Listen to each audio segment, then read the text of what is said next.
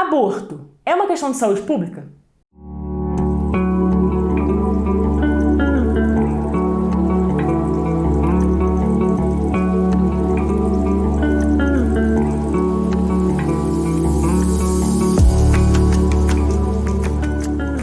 Isso é o que certamente muitas feministas defendem. Na verdade, é quase que um slogan. Elas vendem essa ideia. Aborto é uma questão de saúde pública. Aborto é uma questão de saúde pública. Aborto é uma questão de saúde pública. Saúde pública. Uma questão de saúde pública. Política de saúde pública. E problema de saúde pública. Mas com que intenção? Por que elas fazem isso? Qual que é o objetivo que elas desejam em colocar o aborto como uma questão de saúde pública? Primeiro a gente precisa conceituar, né, as coisas, colocar as coisas nos seus devidos lugares. Então, meus queridos, a pergunta que eu não quero calar é: o que é saúde pública? Quando a gente senta para conversar com uma feminista, ela vai dizer que o aborto é uma questão de saúde pública. Mas faça o exercício de perguntar para essa feminista: tá bom, você diz isso, mas o que é então saúde pública?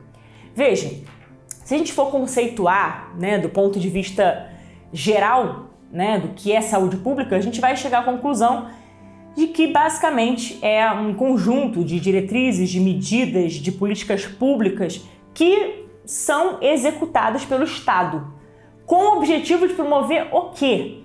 Um bem-estar. E aí são 3 vertentes básicas: físico, um bem-estar psicológico e o bem-estar social. Isso é um conceito geral sobre o que é a saúde pública. Então, é óbvio, a saúde pública ela deveria ter, e tem de fato, um objetivo de combater doenças, buscar formas profiláticas, ou seja, prevenções a enfermidades, a doenças, e combater a própria mortalidade. Não provocar a morte de seres humanos, ainda mais dos mais indefesos dos seres. Então aqui a gente já refuta de plano a questão do aborto como saúde pública. Primeiro, porque o conceito de saúde pública não tem nada a ver com o aborto, porque, aliás, a gente vê que há um antagonismo. O que é o aborto? O aborto, primeiro, ele já é um termo eufemístico para representar o assassinato intrauterino. Como falamos na primeira aula, se não me falha a memória, o que difere é o momento da execução. No caso, o aborto, ele é um homicídio que acontece dentro do ventre materno, então é um homicídio intrauterino por isso. Porque desde a concepção existe uma vida. Então, a qualquer tempo que se permitir, entre aspas, que essa vida seja ceifada, isso é o quê? É um assassinato. Isso é um homicídio.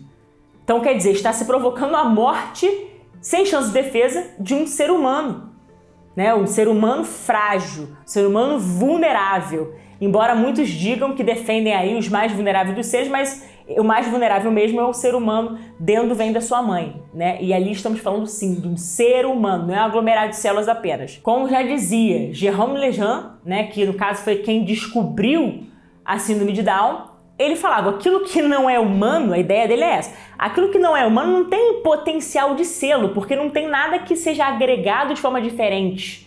Não tem nada que é associado, somado a isso. Quer dizer, o que é humano, que nasce humano, ali na concepção existe um ser humano. Não é uma coisa que não passa num tubo mágico e se transforma numa pessoa.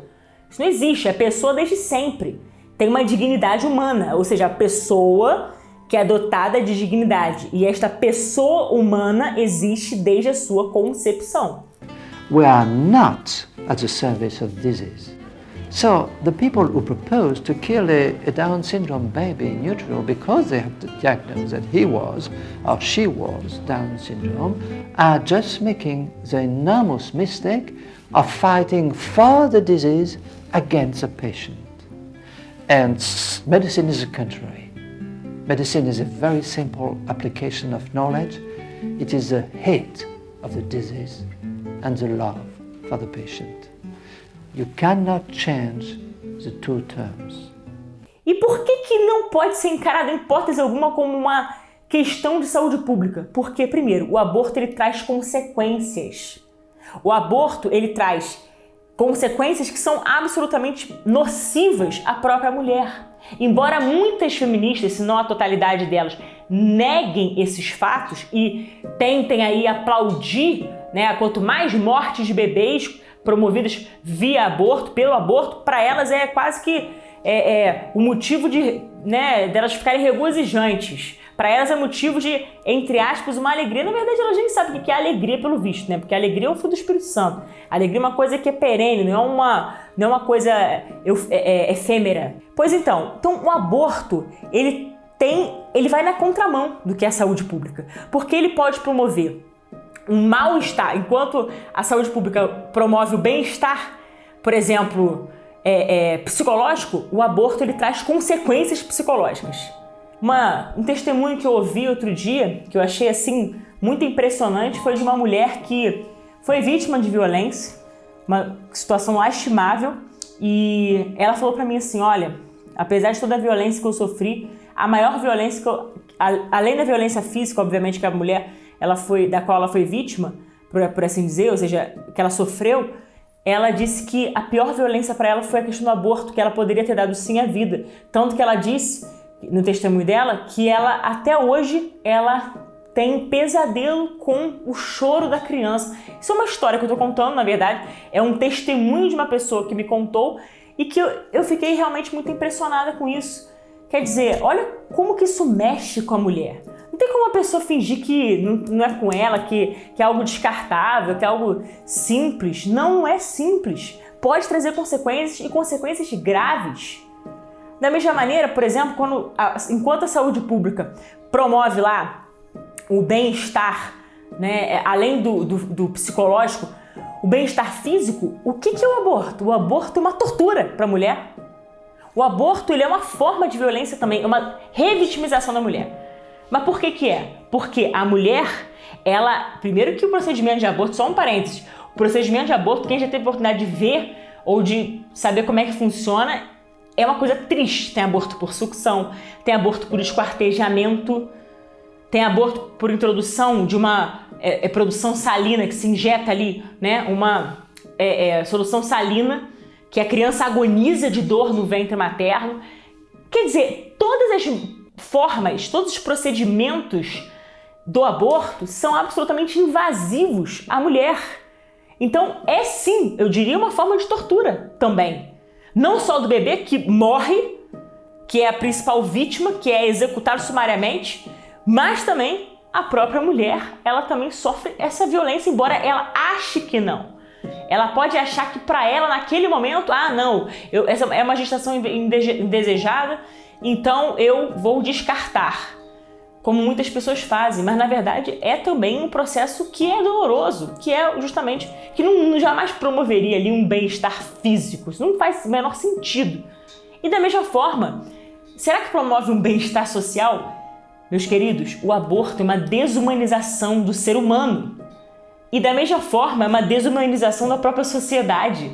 A sociedade se desumaniza quando aceita, sei lá, ainda que tacitamente, que uma mãe mate seu filho no ventre. Isso realmente é uma barbaridade. Não tem como a gente consentir com isso, não tem como a gente achar isso normal. Por isso que a gente precisa não só pregar, mas valorizar a vida humana e a beleza da dignidade da vida humana que está ali, desde o ventre materno, desde a sua concepção.